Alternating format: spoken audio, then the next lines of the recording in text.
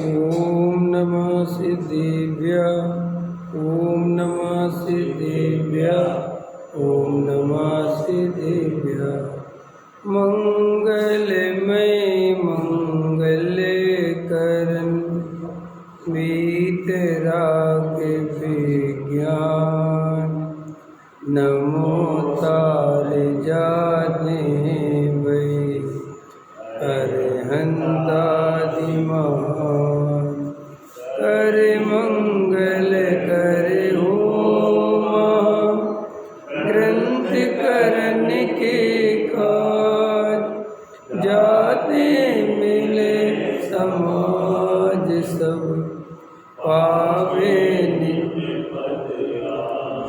से उपाय करते प्रथम कारण मंगल रूप विघ्न विनाशक सुख करन नमो शुद्ध शिव भू संतप्त मानस शांत हो जिनके गुणों के गान में वे वर्धमान महान जिन विजय हमारे।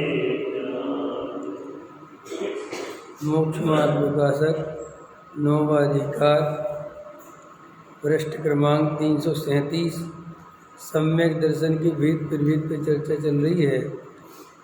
देखो कल अपन ने ये चर्चा करी थी कि चौथे गुण स्थान में सम्यक दर्शन की प्राप्ति आत्मानुभूति आत्मा की सच्ची श्रद्धा तो होती है, अनंतानुबंधी कसाय का अभाव भी होता है, लेकिन संयम नहीं होता।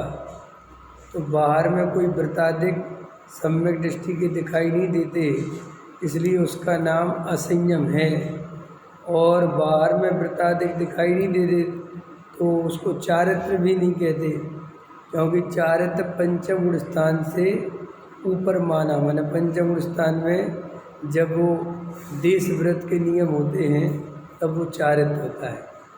तो चौथे गुण स्थान में अनंतानुबंधी कसाई जाती है तो उतना तो चारित्र है ना अनंतानुबंधी। तो वो कहते हैं कि वैसा तो चारित्र है, क्योंकि वो चारित्र मोह की प्रकृति है वो अनंतानुबंधी, लेकिन बाहर में उसके जाने पर वृत्ताधिक नहीं आते, इसलिए उसका नाम चारित्र नहीं कहते। ये चर्चा करी थी।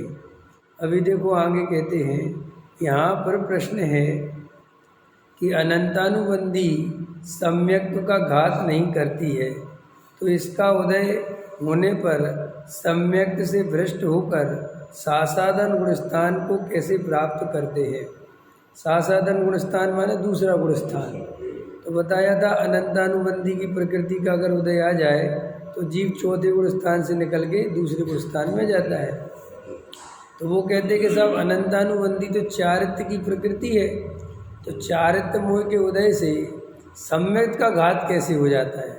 उसका जवाब देते हैं, जैसे किसी मनुष्य के मनुष्य पर्याय का नाश का कारण तीव्र रोग प्रकट हुआ हो, उसको मनुष्य पर्याय का छोड़ने वाला कहते हैं। तथा मनुष्यपना दूर होने पर देवादि पर्याय हो तो वह तो रोग अवस्था में नहीं हुई, यहाँ मनुष्य ही का आयु है। उसी प्रकार सम्यक्त आदि के सम्यक्त का नाश का कारण अनंतानुबंधी उदय प्रकट हुआ, उसे सम्यक्त का विरोधक सासादन कहा। तथा सम्यक्त का अभाव होने पर मिथ्यात्व होता है, वह तो सासादन में नहीं हुआ, यहाँ उपसम सम्यक्त ही के काल है, ऐसा जानना। देखो क्या कहते हैं कि अनंतानुबंधी ने जीव को मिथ्यात्व में नहीं भेजा। अनंतानुबंधी कसाय के उदय से तो जीव दूसरे गुण स्थान में आ गया, लेकिन वो दूसरे गुण स्थान में आने के बाद अपने आप मिथ्यात्व में आ जाता है, क्योंकि सम्यक्त और अनंतानुबंधी कसाय एक साथ नहीं रह सकते। वे एक दूसरे में करते कुछ नहीं है, लेकिन उनका एक दूसरे में विपरीत पना है। अगर अनंतानुबंधी कसाय रहेगी तो सम्यक दर्शन नहीं रहेगा। और सम्यक दर्शन रहेगा तो अनंतानुबंधी कसाय नहीं रहेगी। इसलिए वो डायरेक्ट कुछ नहीं करती घात, लेकिन उसके उदय आने पर जीव सासाधन गुण स्थान में आता है और सासाधन में आते ही तुरंत मिथ्यात्व का उदय आ जाता है और जीव मिथ्या दृष्टि हो जाए। ऐसा स्वरूप है वस्तु का। इस प्रकार अनंतानुबंधी चतुष्टय की सम्यक्त होने पर अवस्था होती नहीं, इसलिए 7 प्रकृतियों के उपसम आदि से भी सम्यक्ति प्राप्ति कही जाती है। फिर प्रश्न है, सम्यक्त मार्गणा के 6 भेद किए सो किस प्रकार किए? सम्यक्त के तो 3 भेद ही हैं तथा सम्यक्त के अभाव रूप मिथ्यात्व है, दोनों का मिश्र भाव सो मिश्र भाव है, सम्यक्त का घातक भाव सासाधन है। इस प्रकार सम्यक्त मार्गणा से जीव का विचार करने पर 6 भेद कहे गए हैं, 3 सद्भाव और 3 अभाव। ऐसे कितने बन गए? 6।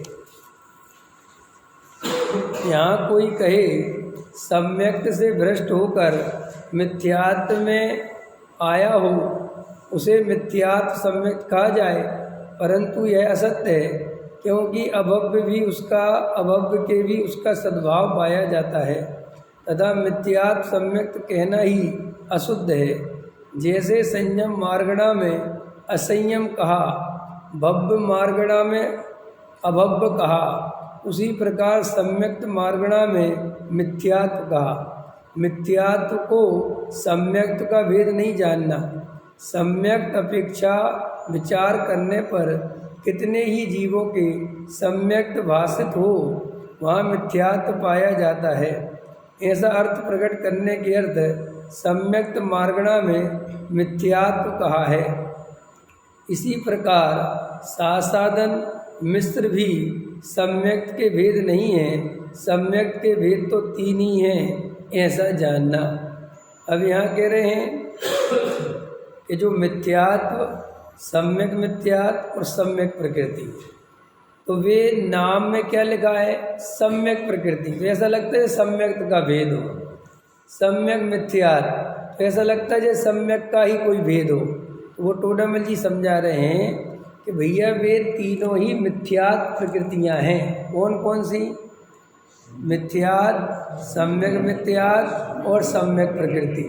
उनके नाम से ऐसा लगता है कि वो सम्यक में होगा, लेकिन सम्यक तो नहीं है। और ये तीनों प्रकृतियां अभव्य जीव के भी हैं।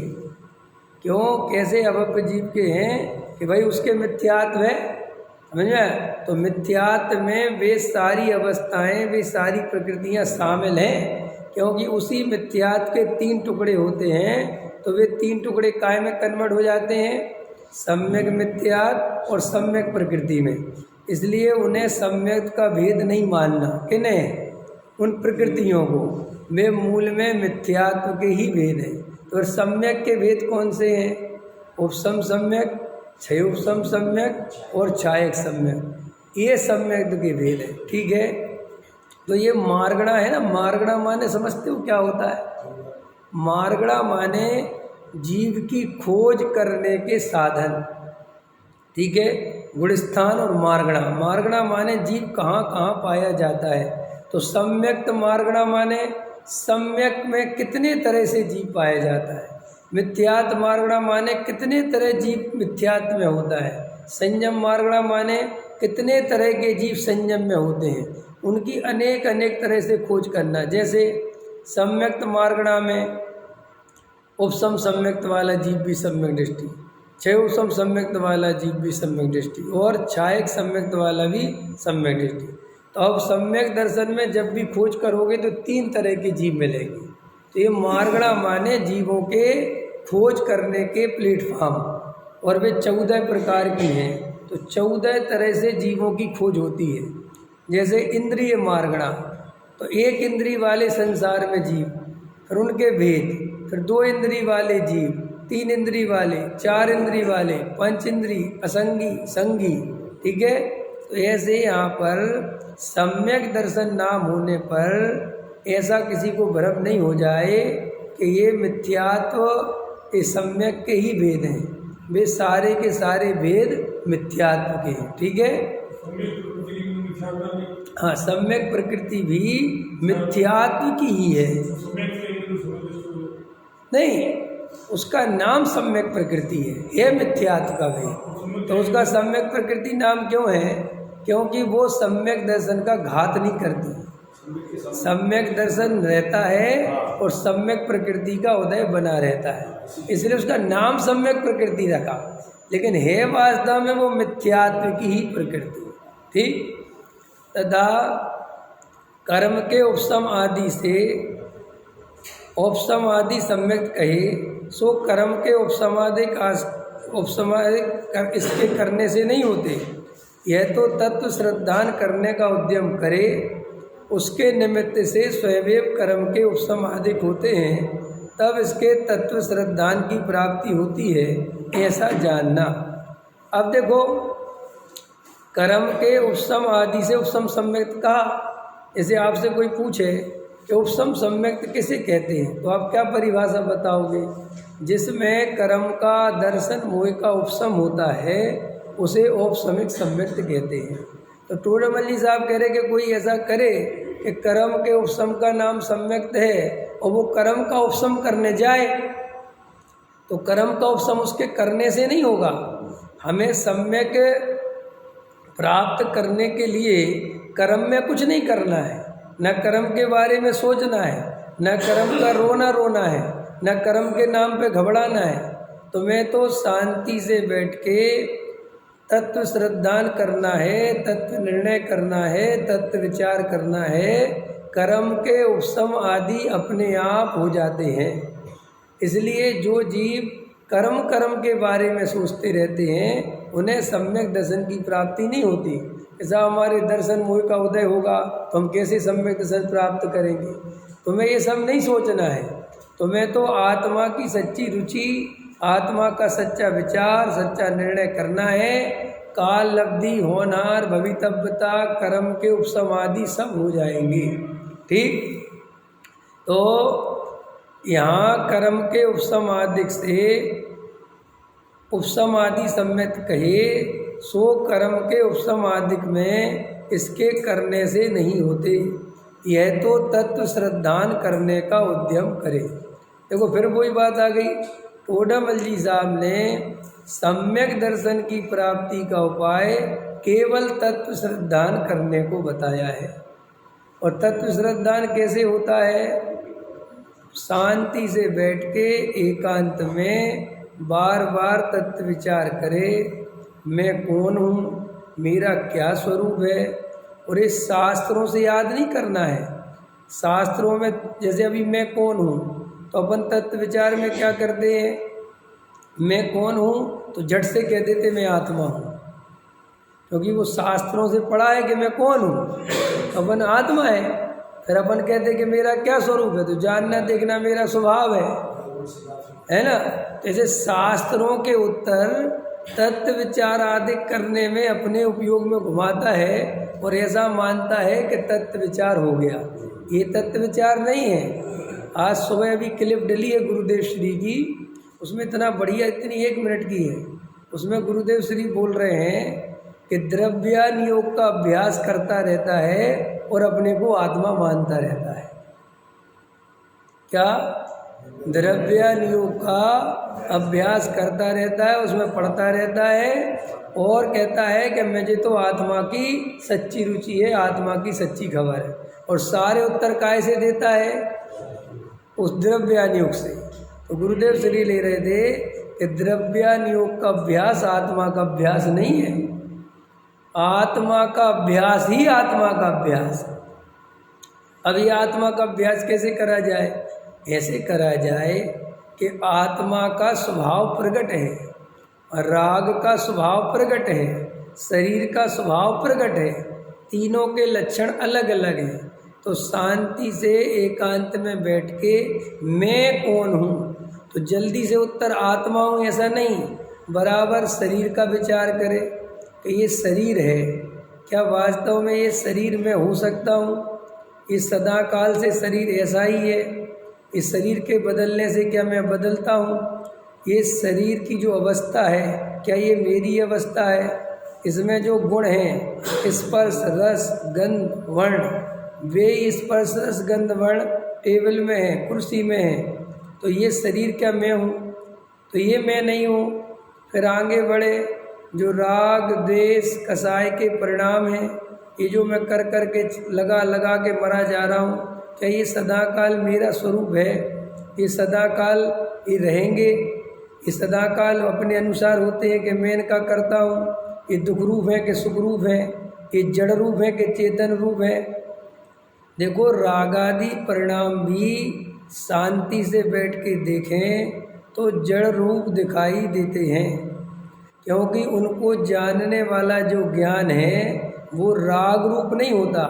वो ये तो बताता है कि ये राग आया, ये अब शुभ भाव आया, अब ये अशुभ भाव आया, अब ये कर्ता कर्म का भाव आया, अब ये स्त्री का राग आया, अब ये बच्चे का राग आया। ऐसा ज्ञान बराबर बताता तो है, लेकिन वो राग अपने आप को नहीं बताता। तो ये राग अपने आप को नहीं बताता, इसका मतलब राग में ज्ञान नहीं है, ज्ञान अलग है। तो ऐसा बार बार अपने भाव भाषण करे, बार बार विचार करे, इसका नाम तत्व विचार है। शास्त्रों के उत्तर याद करने की जरूरत नहीं है। आत्मा शुद्ध है, आत्मा शुद्ध है, ये पढ़ लेने से शुद्धात्मा की अनुभूति नहीं होती। जब द्रव्य कर्म भाव कर्म नो कर्म से सच्चा भेद ज्ञान करे और ज्ञायक स्वभाव की दृष्टि करे, तो वहाँ सच्ची आत्मानुभूति होती है। इसके अलावा ये जो अभ्यास कर कर के जो उत्तर सीख लेते हैं, इसलिए जो लोग ये कहते हैं कि हम 10 साल से स्वाध्याय करते हैं, हम 20 साल से स्वाध्याय करते हैं, तो भी आत्मानुभूति नहीं होती। क्यों नहीं होती? क्योंकि आत्मानुभूति करने के लिए जो पुरुषार्थ अंदर में चाहिए, वो वाला पुरुषार्थ ना करके शास्त्रों के आधार से ही पुरुषार्थ करते हैं। अब जैसे देखो, ये 20 साल पुराने मुमुक्षु हैं, ठीक है, और 20 साल उनको हो गए तत्व समझते समझते, फिर भी वे आज भी तुम्हें भीड़ में मिल जाएंगी, वे तुम्हें शिविरों में मिल जाएंगी, नाचने कूदने में मिल जाएंगी। समझ में आया? और पढ़ते ही हैं, एक बार पढ़ लिया फिर वही पढ़ते रहेंगे। कोई उनको एकांत में रस नहीं आएगा, कोई भीड़ में ही रस आएगा। वे इस पंडित जी को सुनेंगे, फिर इस पंडित जी को सुनेंगे, फिर ये पंडित जी, फिर ये विवक्षा, वो विवक्षा, फिर ये वो, ऐसे समझने में लगे रहते हैं। और एक काल बाद कुछ उपशम ज्ञान में कुछ जानकारी विशेष हो जाती है, तो ऐसा मानते हैं कि हमें धर्म मिल गया, ऐसा मानते हमें आत्मा मिल गया, और 20 साल से जहाँ शिविर लगेगा वहाँ पहुँच जाएंगे। और निर्वृत्ति ले ली है मान के चलो, तो बस इस शिविर में उस शिविर में, और एक दिन में 5-5, 6-6 प्रवचन सुनते रहते हैं, 4-4 प्रवचन सुनते रहते हैं। कोई लाभ नहीं होता, क्योंकि लाभ बाहर से होना ही नहीं है। और फिर वो ऐसी आदत पड़ गई है कि अब वो दिन में 4-5 प्रवचन नहीं सुने तो चैन नहीं पड़ती। तो वे सोचते हैं कि हम बहुत धार्मिक हो गए हैं। समझ में? अभी 70 साल के हो रहे हैं, 65 साल के हो रहे हैं, और अभी रंगवा कर ही जा रहे हैं, अभी भी वही चल रहा है। क्यों? क्योंकि अंदर में कोई गहरा तत्व विचार हुआ ही नहीं। बस 6 उपशम ज्ञान में जानकारी हो गई, और बाहर में कुछ ऐसा हो गया कि कुगुरु कुदेव को शास्त्र को छोड़ दिया, गीत मिथ्यात्व को छोड़ दिया, गुरुदेव की फोटो लग गई, स्वाध्याय मंदिर में जाने लगे, कुछ खाने पीने में परिवर्तन थोड़ा बहुत हो गया बस।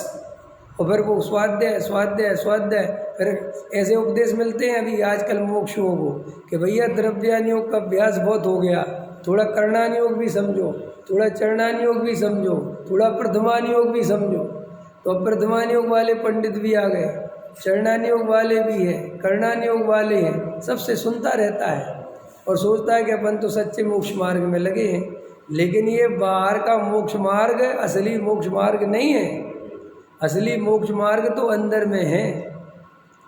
आदमी का तत्व अभ्यास सच्चा जब माना जाए, जब उसकी उम्र बढ़ने के साथ साथ उसका वैराग्य भी बढ़े, उसकी विरक्ति भी बढ़े। और अगर उसको वैराग्य नहीं बढ़ता है, विरक्ति नहीं बढ़ती है, और कसाय बढ़ती चली जाती है, और ऐसा सोचता है ये तो चारित्र मोह का उदय है, तो गारंटी से उसका तत्व अभ्यास सही सच्चा नहीं है। ये बिल्कुल पक्की परीक्षा करना। जो जीव सच्चा तत्व विचार करेगा उसके गारंटी से ज्ञान वैराग्य में, तत्व विचार आदि में, निर्णय में मजबूती आती है। इसलिए जो अभी वर्तमान में बहुत सारे मुमुक्षु हैं, वे अब नए चक्र कितने बार पढ़ना चाहिए? नए चक्र पूरे जीवन में नए चक्र कितने बार पढ़ना चाहिए? पढ़ लिया एक बार, समझ लिया, बस ठीक है कि निश्चय और व्यवहार है, व्यवहार के कथन ऐसे होते, निश्चय के कथन, बस ठीक है, इतना बहुत है। क्या बार बार द्रव्य गुण पर्याय कितने बार समझने चाहिए? सम्यक के भेद प्रभेद कितने बार समझने चाहिए? ये सामान्य जानकारी हो गई, उसका भाव भाषण हो गया, और बाद में भूल भी जाए तो कोई आफत की बात नहीं है। नहीं समझ में आया? जैसे अपन अब मान के चलो 10 साल पहले, 20 साल पहले बॉम्बे गए थे, या 10 साल पहले, 20 साल पहले दिल्ली आए थे। अब आप अपने शहर में, अपने गांव में भूल गए दिल्ली बिल्ली, लेकिन धारणा में तो बराबर रहता है ना। कोई दिल्ली बोलता है तो ख्याल में रहता है ना, हाँ दिल्ली माने हमें पता है। अब पता माने अब याद कुछ नहीं है कि भैया वो चांदनी चौक पे कौन से रास्ते से, अब लेकिन इतना भाव भाषण है कि हम दिल्ली गए हैं और हमारी देखी हुई है और अब इतना काफ़ी है। ऐसे ही अब 4 अभाव है और उनका हमें भाव भाषण है, परिभाषा याद नहीं है एक्यूरेट, लेकिन उससे क्या प्रयोजन की सिद्धि करनी है वो मुझे पता है। आ रहा समझ में? कर्म किस लिए समझने थे, कितना उनका प्रयोजन है, वो हमने समझा है, और अब प्रयोजन याद, और अब बात खत्म हो गई। क्योंकि हमें अंत में तो मैं ज्ञान हूँ, मैं दर्शन हूँ, मैं चारित्र हूँ, ऐसे विकल्पों को भी छोड़ना है। हमें ज़्यादा ज्ञान की आवश्यकता है कहाँ? आचार्य कहते हैं आत्मा का अतीन्द्रिय आनंद तभी आएगा जो तब तुम सब कुछ भूल जाओगे, और तुम तो भूलने की जगह बार बार याद करने की कोशिश करते हो। नहीं समझ में? अभ्यास के नाम पे क्या करते हो? बार बार, अरे यार मेरे ना ये थोड़ा सा अब इतना याद नहीं है, मुझे दोबारा से पढ़ा दो, फिर पढ़ने लग जाते हो। अरे भैया क्या पढ़ना, क्या समझना, हमें द्रव्यानुयोग, प्रथमानुयोग, करणानुयोग, चरणानुयोग, इनके प्रयोजन, द्रव्य गुण पर्याय इनके प्रयोजन, 7 तत्व, 8 कर्म, 9 पदार्थ, ये सब हमने पढ़े हैं, समझे हैं। अब मैंने भी कितने सारे ग्रंथ पढ़े स्मारक में जब पढ़ता था। अब मुझे याद नहीं तो नहीं, क्या करना, क्योंकि हमें जो मूलभूत प्रयोजन बात थी हमें वहाँ तक पहुँच गए। अब हमने पिछले न्याय में क्या पढ़ा था, परीक्षा मुख में क्या पढ़ा था, न्याय दीपिका में क्या पढ़ा था, प्रमाण की क्या परिभाषा है, परोक्ष प्रमाण, साम व्यवहारिक प्रत्यक्ष, ये प्रत्यक्ष, ठीक है। अभी उनका हमें भाव भाषण है, बस इतना काफ़ी है। वो आत्मानुभव में कोई सहायक नहीं है। आत्मानुभव में तो मैं आत्मा हूँ ऐसा विकल्प भी बाधक है।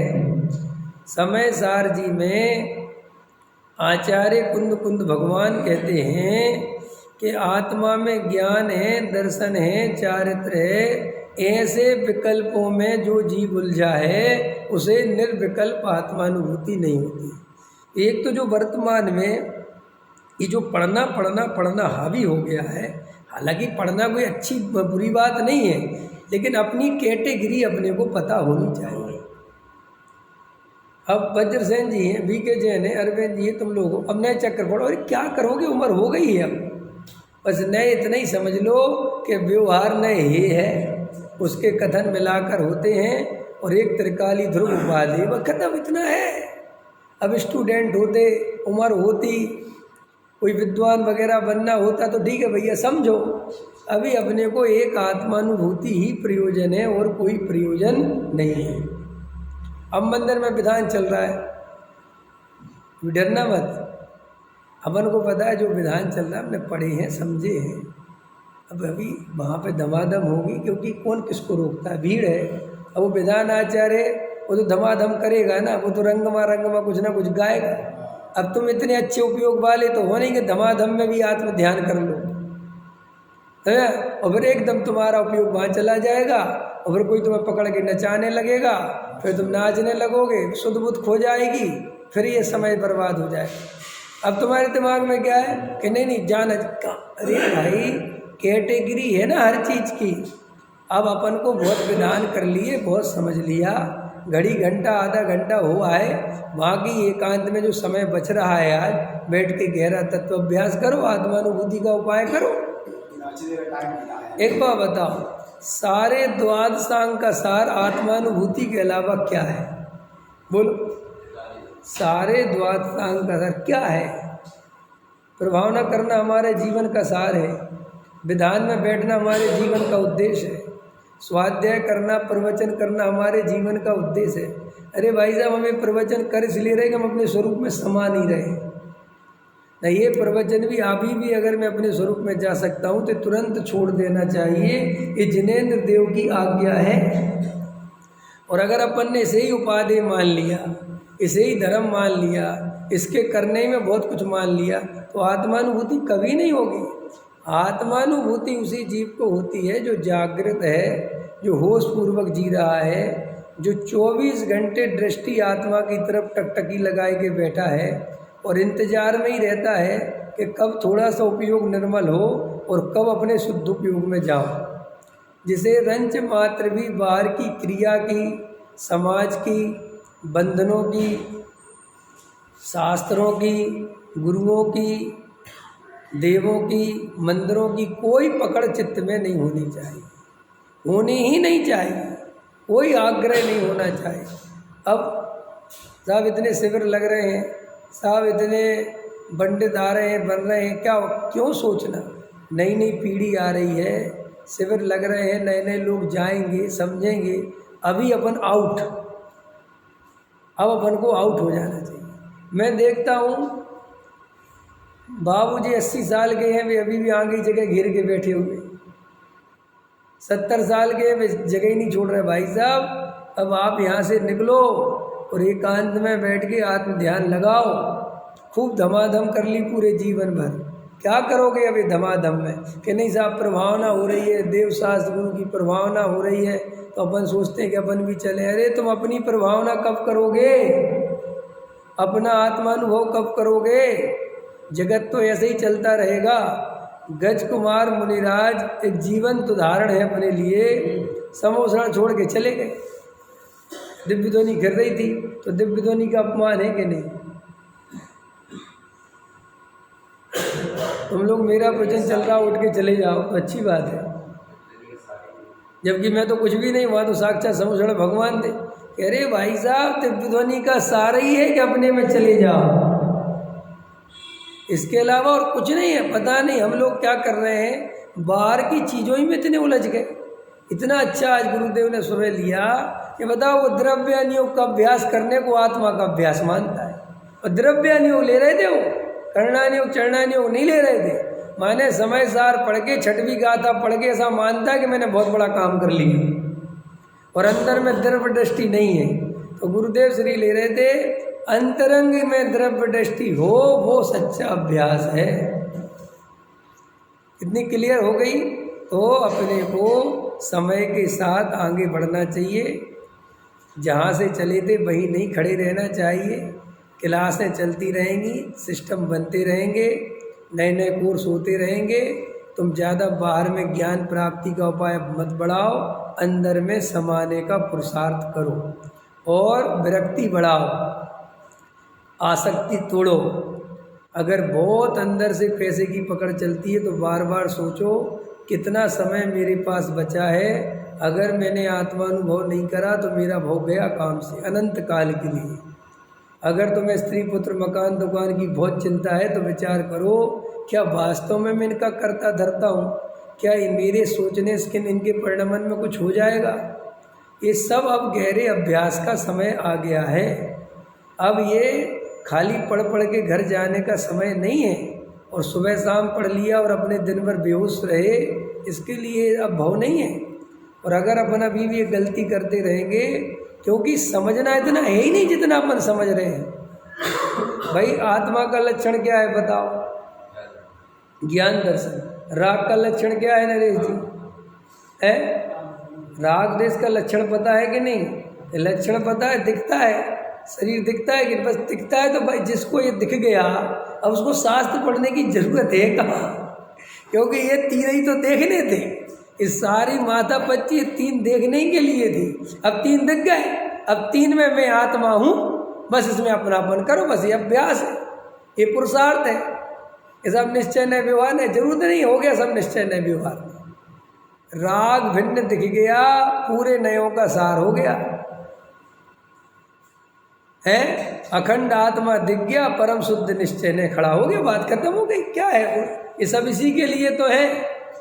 कर्म से भिन्न आत्मा दिख गया, पूरा करणान योग का सार तुम्हारे पास आ गया। क्या है करणान योग? क्या है वो? यही तो समझा रहा है कि कर्म आत्मा में नहीं है, जान लो भाई। जान लिया, हो गया करणान योग का सार। चरणान योग क्या है? वीत राग भाव में सुख दिखने लगा, राग दुख रूप लगने लगा, बस ये चरणान योग का फल प्रकट हो गया। इतना ही काम है और कुछ काम नहीं है। ये द्वादशांग का सार ये है। देखो,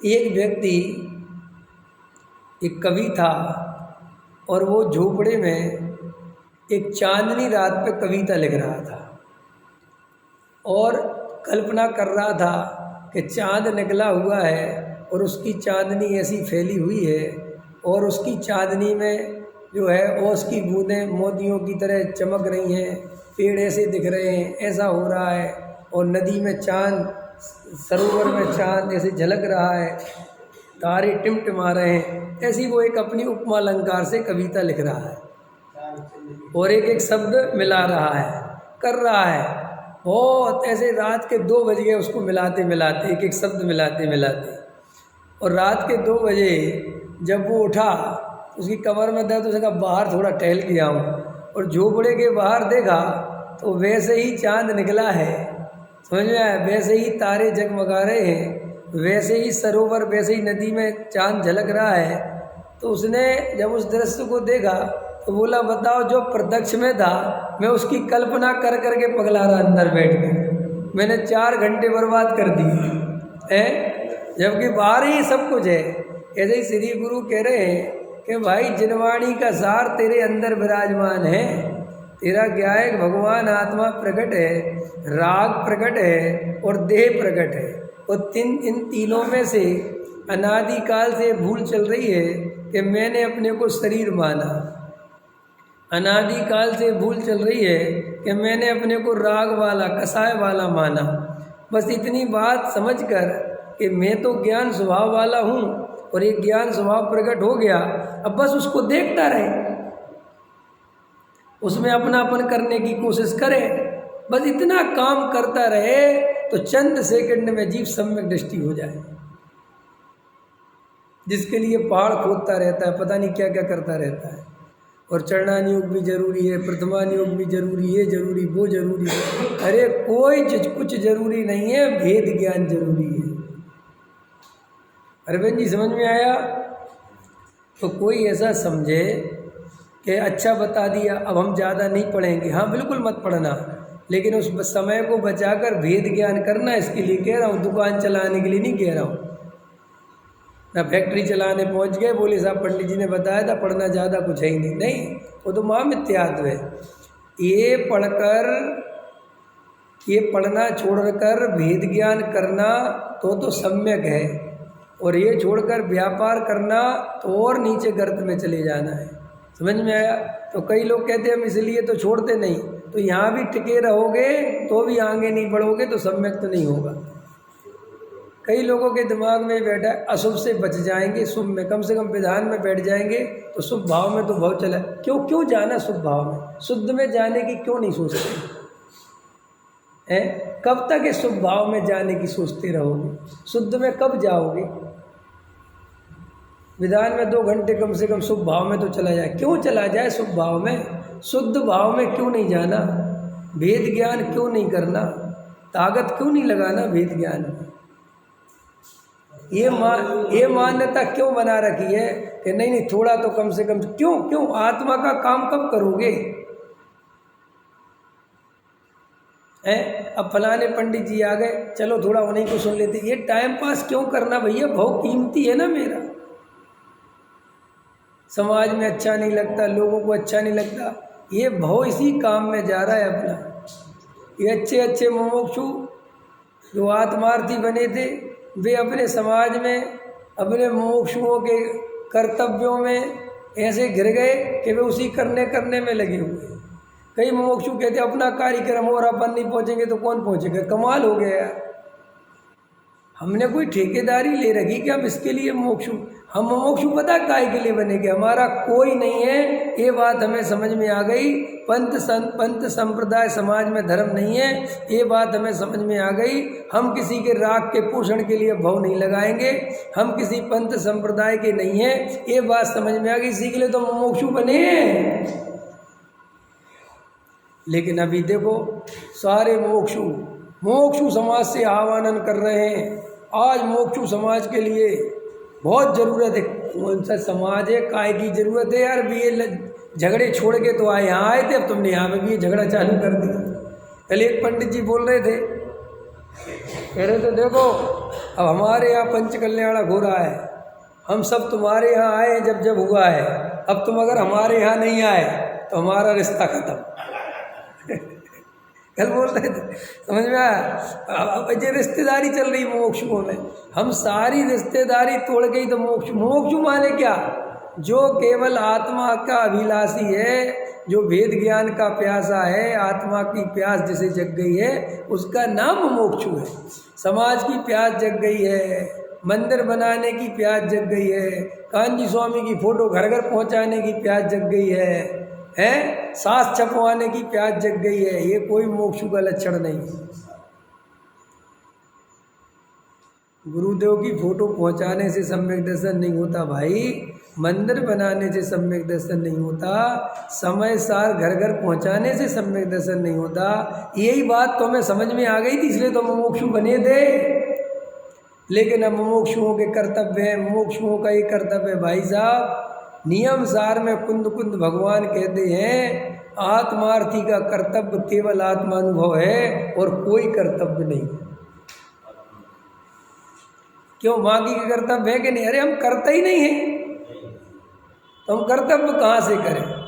हमारे बेटे के प्रति क्या कर्तव्य बताओ? कोई कर्तव्य है बेटे के प्रति? कि साहब उसकी शादी करवाना पड़ेगा ना, बहू लानी पड़ेगी। भाई साहब उसके कर्ता आप नहीं हो, तुम्हें भ्रम है कि तुम्हारा वो कर्तव्य है, वो तो होने योग्य जब होगी तो होगी, नहीं होने तो हम अपना कर्तव्य करेंगे नहीं। तू कर्तव्य नहीं करता, तू कर्तापन करता है। कर्तव्य तो उसे कहते हैं जो होने योग्य वो हो जाएगा, ऐसी श्रद्धा पूर्वक वेद ज्ञान पूर्वक जो जानता देखता है उसका नाम कर्तव्य है। अपने को ये सब समझना पड़ेगा। ये मैं सब लोगों के लिए बोल रहा हूँ कि अगर आप मोक्षु बन के संतुष्ट हो गए हो, आप समय सार पढ़ के बहुत बड़ा अपने को धर्मात्मा समझते हो, अथवा आप थोड़ा कुगुरु कुदेव कुशास्त्र से दूर हो गए हो, तो आप सोचते हो कि आपने बहुत बड़ा पुरुषार्थ कर लिया, तो भ्रम है। इससे अनंत अनंत गुना पुरुषार्थ अनंत बार कर चुके हैं। ये तो कुछ भी नहीं है, अभी किया ही गया है। 11 अंग 9 पूर्व पड़े हैं, अनंत बार मुनि बने हैं, इससे ज़्यादा और क्या हो सकता है? उसने हमें सम्यक दर्शन नहीं प्राप्त कराया, तो ये थोड़ा बहुत क्या करके सम्यक दर्शन प्राप्त कर लोगे? तो क्यों? क्योंकि हमारे अंतरंग में एकांत में तत्व विचार करने का अभ्यास नहीं हो रहा है। एक बहुत बड़ा कार्यक्रम चलता है, हजारों मोक्षु बैठे रहते हैं। मेरा कभी कभी ये भाव आता है उन सबको देख के, इन सब में ईमानदारी से जाके पूछना कि आप लोगों से एकांत में तत्व विचार कौन कौन करता? हाथ उठाओ। कितने लोग हाथ उठाएंगे वो उठवा के देख लो। और उनसे पूछोगे एकांत में अगर 2-4 ने उठा भी लिए तो पूछोगे क्या विचार करते हो? तो हम समय सार में 47 शक्तियों का पाठ करते हैं, हम ऐसा विचार करते हैं जीव अलग है, राग अलग है, शरीर अलग है, बस। ये भी बहुत कम लोग करते हैं। वहाँ की तो इस कार्यक्रम से उस कार्यक्रम में, अभी आजकल एक बहन जी का फ़ोन आया मेरे पास, बोले पंडित साहब इतने सारे पंच कल्याणक हो रहे, आप कौन से में आ रहे हो? मैंने कहा मैं तो किसी में नहीं आ रहा। बोले तो अपना पंच कल्याणक जी। अपना क्या होता है भाई? क्या होता है अपना? है सारा अपनापन छोड़ना है, यही धर्म का सार है। और तूने यहीं पे अपनापन कर लिया। अपना अपना अपना अपना, क्या अपना? क्या अपना बताओ? आज युगल बाबूजी की क्लिप है, अब वो कब की क्लिप है मैं तो ये सोच रहा हूँ, क्योंकि उनको जाए कितने दिन हो गए और वो क्लिप कब की होगी। उसमें वो ये कह रहे आजकल मोक्षु अनावश्यक कामों में लग गए हैं, ये वो तब कह रहे। अगर आज होते तो पता नहीं क्या कह रहे होते। उसमें कह रहे अनावश्यक कामों में लग गए हैं और ये सारे प्रतिष्ठाचार्य मोक्षुओं को कह रहे ये जबरदस्ती मंदिर बनवा रहे हैं। 3 आदमी इकट्ठे हुए बना दो जी मंदिर, 4 आदमी इकट्ठे हुए बना दो जी मंदिर। अरे भैया काय के लिए मंदिर बना रहे? तुम्हारे यहाँ कितने जीव हैं, क्या है? नहीं, बनाओ बनाओ बनाओ बनाओ बनाओ, और फिर सारी एनर्जी, पूरा भाव, ये पूरी ताकत मंदिर बनाओ और वो मंदिर के अध्यक्ष बनो। बाद में लड़ाई झगड़े होते हैं, कसाय करो। मैं तो देखता हूँ जहाँ जहाँ मंदिर बने वहाँ झगड़े चालू हो गए, और जब नहीं थे वे ज़्यादा अच्छे आत्मार्थी थे, बढ़िया स्वाध्याय करते थे शांति से, बढ़िया प्यास थी, है ना? अपने उदाहरण के लिए अपना है नहीं इतना बड़ा मंदिर, जब मैं यहाँ आया था तब जो प्यास थी जीवों के अंदर, और बाद में जितना बड़ा बन गया अब कोई बैठा हुआ दिखाई नहीं देता, क्योंकि सबके अपने अपने झगड़े पनप जाते, कसाय पनप जाती है। तो भैया ये पंथ संप्रदाय से दूर रहना है, सच्चा तत्व विचार करना है। अपन कोई ग्रुप के नहीं है, अपन कोई दल के नहीं है, कोई पंथ के नहीं है, कोई अपना संप्रदाय नहीं है। ये तो सामाजिक व्यवस्थाएं चलती हैं। अपन तो एक आत्मा हैं, जानना देखना अपना स्वभाव है। एकाकी एकत्व लिए आए हैं, एकाकी एकत्व लिए ही जाएंगे।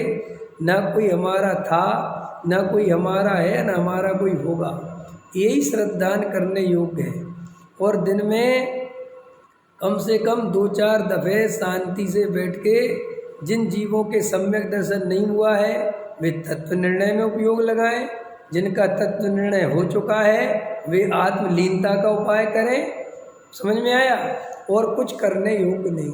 आपको लगता है कि आपका तत्व निर्णय सही हो गया है, आपको अब तत्व विचार करने की आवश्यकता नहीं है, तो आप शांति से अपने उपयोग को आत्मसन्मुख करें। अब आप विचार नहीं करें, अब आपको विचार करने की कोई आवश्यकता नहीं है। अब सीधा अपन आत्मा को, अपने उपयोग को आत्मा में ले जाएं। जिन जीवों का अभी परम एकत्व चल रहा है, पैसे में सुख बुद्धि चल रही है, संयोगों में एकत्व बुद्धि चल रही है, और उन्हें साफ साफ दिखाई दे रहा है कि मेरी एकत्व बुद्धि चल रही है, तो वे क्या करें? वे अभी उपयोग को आत्मा में नहीं ले जा सकते, क्योंकि जब तक उपयोग पर द्रव्य में से एकत्व नहीं तोड़ेगा, संयोगों से एकत्व बुद्धि नहीं टूटेगी, जब तक वो श्रद्धा मजबूती से आत्मा में अपनापन नहीं करेगी, तब तक वो उपयोग आत्मा की तरफ नहीं जाएगा। आप आत्मा का विचार तो करोगे, लेकिन वो आत्मा में जाएगा नहीं। आत्मा में उपयोग कब जाएगा? जब उपयोग पूरी तरह निर्भर होगा, जब श्रद्धा में एक त्रिकाली ध्रुव के अलावा किसी की भी दृष्टि नहीं होगी, केवल मैं आत्मा हूँ ऐसी दृष्टि होगी, फिर आप शांति से बैठ के उपयोग को आत्मसन्मुख करेंगे तो आपको अतीन्द्रिय आनंद की प्राप्ति होगी, आपको आत्मानुभूति होगी। लेकिन अपने निर्णय कमज़ोर होने से अपन को जो आत्मानुभूति का भ्रम होता है वो सच्ची इसलिए नहीं होती कि श्रद्धा तो पड़ी रहती है मिथ्यात्व में, और अपन उपयोग को आत्मा के सन्मुख करते हैं, तो वहाँ पर क्या है, कुछ विकल्पों के आधार से कुछ शांति सा वेदन होता है, कुछ उपयोग, क्योंकि उपयोग की एक ऐसी नेचर है कि वो जिसके बारे में थोड़ी देर सोचता है, जैसी कल्पना करता है वैसा दिखने लगता है। अरे मैं क्या कहना चाह रहा हूँ, ये बात थोड़ी पकड़ में आ रही है? जैसे इसको थोड़ा ऐसा समझो कि आप फिल्म में गए, तो फिल्म में आप रहते वज्रसेन जी हो कुछ और तो नहीं हो जाते ना। लेकिन उपयोग भूल जाता है कि आप वज्रसेन जी, उपयोग काय में लग जाता है, बिल्कुल फिल्म में मस्त हो जाता है।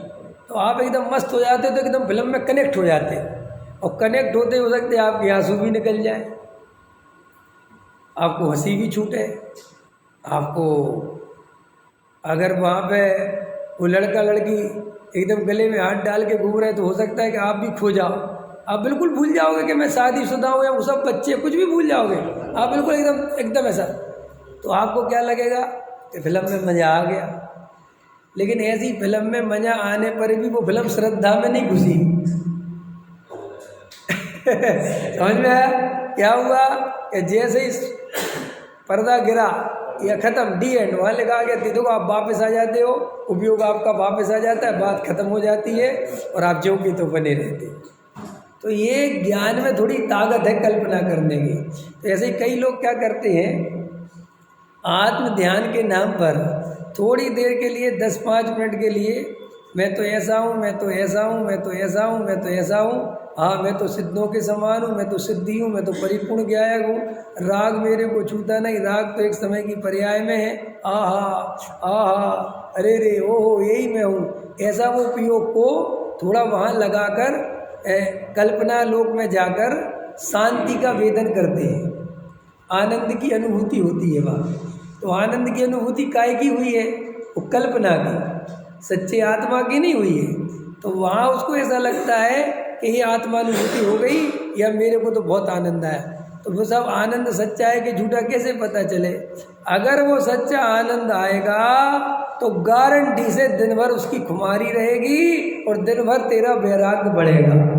ये उसका परम सत्य लक्षण है और बार बार उसमें जाने का रस आएगा। लेकिन तुझे घड़ी देखकर सुबह के सुबह या शाम के शाम उतने टाइम 15 मिनट कर लेता है और दिन भर एकदम आसक्त होकर पंच इंद्री के विषय भोगों में, कमाने में, जोड़ने में लगा रहता है, तो वो तेरी कल्पना का चक्रव्यूह है, उसमें कोई सम्यक दर्शन नहीं है। इसीलिए जब असली सम्यक दर्शन होता है तब उसका प्रभाव 8 अंगों में प्रकट होता है। असली सम्यक दर्शन देखो, उपयोग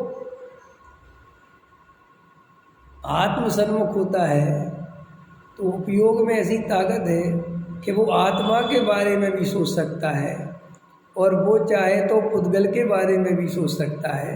उसका काम ही सोचना है, वो सोचता ही रहता है। लेकिन श्रद्धा का काम सोचना नहीं है, श्रद्धा का काम है अपनापन करना। तो इसलिए क्या होता है कि हम उपयोग में नाना प्रकार की चीज़ें बदलती रहती है हमारी। उपयोग हमारा 24 घंटे में कई दफ़े बदलता है, अलग अलग उपयोग गेयों में जाता है। कभी हम व्यापार में खो जाते हैं, कभी हम मकान में खो जाते हैं, कभी हम विधान में खो जाते हैं, कभी हम क्रिया पूजा पाठ, कभी स्वाध्याय में खो जाते हैं।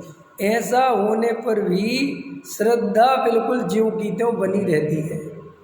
और असली मान ये जो सम्यक दर्शन है वो श्रद्धा गुण की पर्याय है। काय की पर्याय है? वो तुम्हारे ये ज्ञान में क्या क्या आ रहा है इससे कोई लेना देना नहीं है। तुम तो ये बताओ श्रद्धा में वजन कहाँ पे है? अभी धन चाहिए कि धर्म? बोलो जल्दी, तुम जल्दी बोल दोगे धर्म, लेकिन वो उपयोग ने बोला है, श्रद्धा ने नहीं बोला। क्योंकि अभी परीक्षा होगी तो तुम्हारी सारी ताकत श्रद्धा की लग जाएगी। अभी देखो, जैसे मान के चलो आप कहते धर्म चाहिए कि धन चाहिए, अब भी बोले हो ना, और अब भी एक फ़ोन आ जाए कि अब भी तुरंत निकलो बाहर 5 लाख रुपए मिलेंगे, तो अब भी 1 मिनट में जिनको दोनों चाहिए वे तो पागल हैं। वे तो बिल्कुल मूर्ख है, उनकी तो फिर कुछ बात ही नहीं कर सकते। वे तो 2 नाव में सवार हैं, अत्यंत लालची हैं। समझ में? अत्यंत लालची प्रवृत्ति का लक्षण है।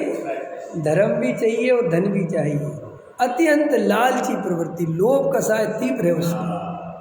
सब ओर से बटोरना चाहता है। हाँ, तो तुम्हारे इसलिए क्या है, नहीं उससे क्या होता है, तुम्हारे बोलने के लिए थोड़ी बुलवा रहे हैं, या तुम्हारे बोलने नहीं बोलने से थोड़ी बात चल रही है। बात चल रही है कि मूल में भूल ऐसे चल रही है। हम यहाँ कोई समझने समझने नहीं बैठे भाई, हमें तो जो अंदर भूल पड़ी है उसको निकालना है। ये क्षयोपम वयोपम ज्ञान की बात नहीं है। ये बार बार समझो कि हम कहते धर्म चाहिए और हमारी ताकत धन में लगी है, तो कहीं ना कहीं तो गलती होनी चाहिए ना। ऐसे कैसे हो सकता है कि हम धर्म मांगते हैं और ताकत धन में लगाते हैं? तो इसका मतलब हम कहीं ना कहीं झूठ चल रहा है। तो आपके उपयोग में क्या चलता है इसकी बहुत कीमत नहीं है, क्योंकि उपयोग तो जिन दृश्यों को देखता है उसमें रम जाता है, उसको कोई फर्क तो सारा खेल श्रद्धा का है। इसलिए ऐसे लोग इतने स्वाध्याय करते रहते हैं, नाना प्रकार की मारगड़ा, ये गुण स्थान, ये वो समझते रहते, लगे रहते। तो वो क्या है कि उपयोग इन कामों में लगा रहता है, तो उन लोगों के दिमाग में लेता है कि हम पाप से बच गए, हमारा उपयोग शुभ उपयोग रहा।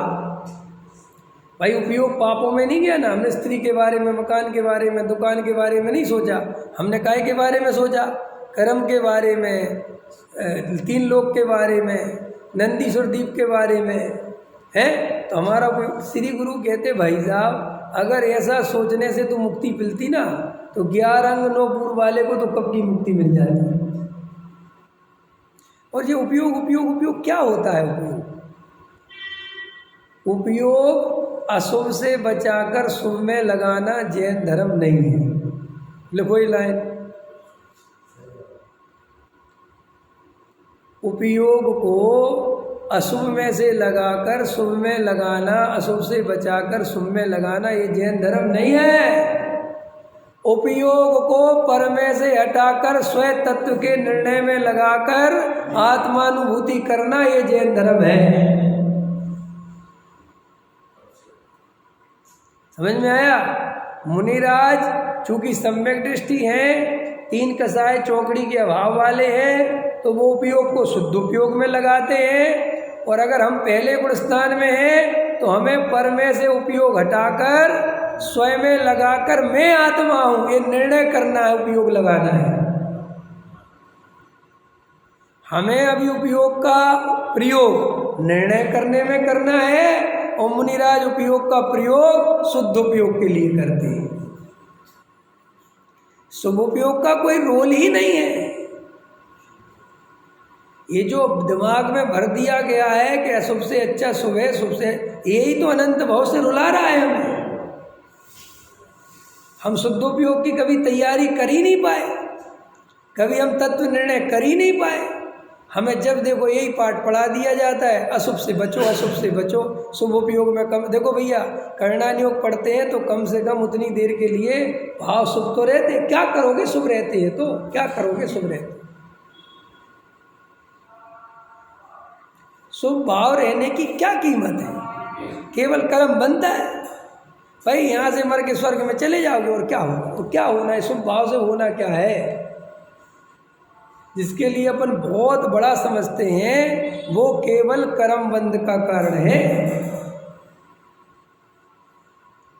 अरे कम से कम काय से कम से कम, जब ज़्यादा से ज़्यादा कर सकते हो तो कम से कम क्यों करना?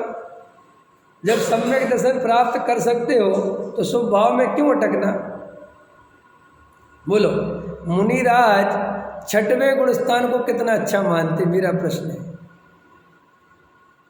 जब मुनिराज शास्त्र लिखते हैं तो ये भाव रखते होंगे, कम से कम चलो शास्त्र तो लिख रहा हूँ, कम से कम कुछ लोगों का भला तो होगा, है अच्छा है, पास अशुभ में जाने से तो बच गया। अगर ऐसे मुनिराज सोचे तो वे शुद्ध उपयोग में जाना ही बंद हो जाए।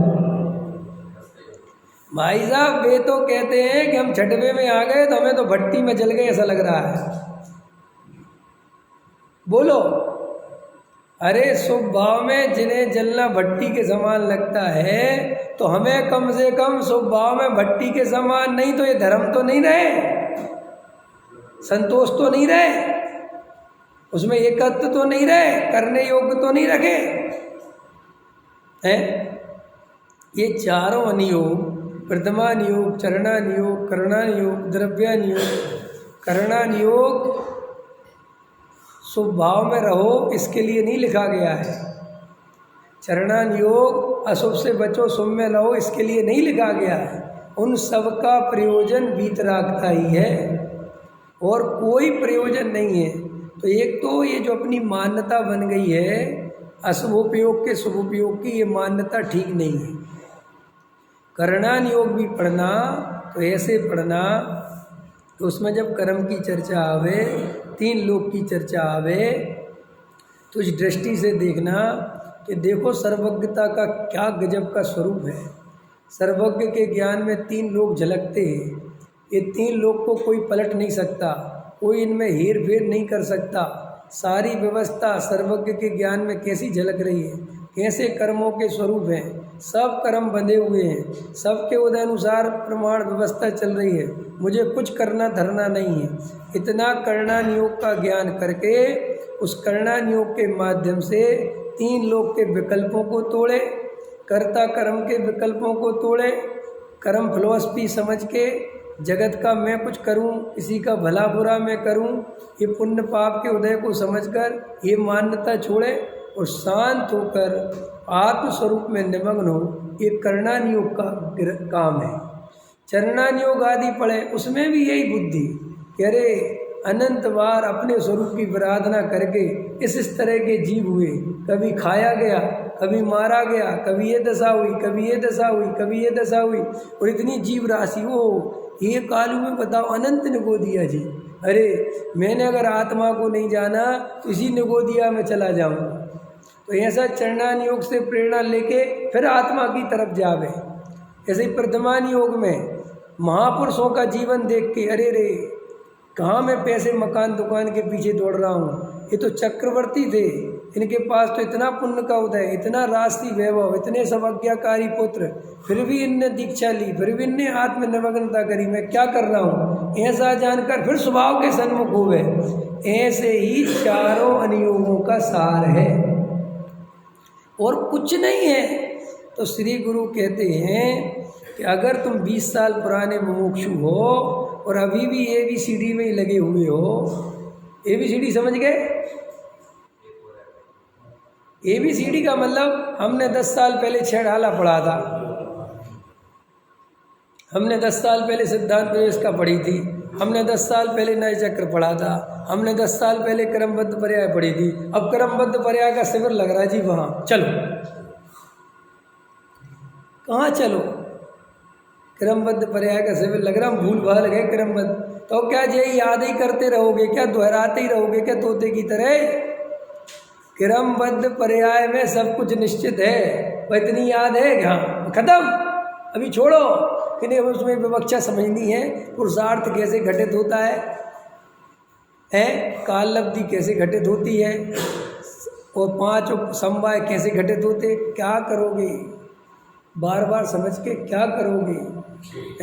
नए चक्र हमने बहुत पहले पढ़े थे, हम उनके भेद प्रभेद थे, असद्भूत, सद्भूत, उपचरित, अनुपचरित, उसाव शुद्ध नए के 4, अशुद्ध, साक्षात, एक देश, हम भूल गए, हम फिर से पढ़ लें। ये फिर से मत पढ़, भेद ज्ञान कर, अब सब भूल जा। इसी समय सार में जब आप पढ़ते हो 142 नंबर की गाथा, 144 नंबर की गाथा, तो वहाँ पर आत्मा को मेचक कहा, अमेचक कहा, 27 कलश लिखे अमृतचंदाचार्य ने। आत्मा नित्य है, अनित्य है, भेद है, अभेद है, एक है, अनेक है, समझ में आया? अद्वैत है, द्वैत है, ऐसे 27 बोल बनाए।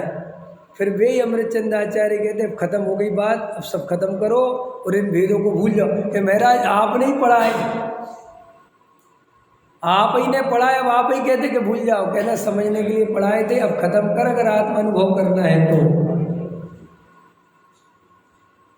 144 नंबर की गाथा में जो आत्मा अनुभव की गाथा है, उसमें लिखा है अमृतचंदाचार्य भगवान ने कि मति ज्ञान को मर्यादा में लेकर, श्रुत ज्ञान को मर्यादा में लेकर जो जीव स्वभाव के सन्मुख होता है उसे आत्मानुभव होता है। मर्यादा में लेकर है ना, क्या अर्थ? मर्यादा में लेना माने अब सब जानकारी को छोड़ दो, अब सब विकल्पों को छोड़ दो, अब एक आत्मा के सन्मुख हो जाओ।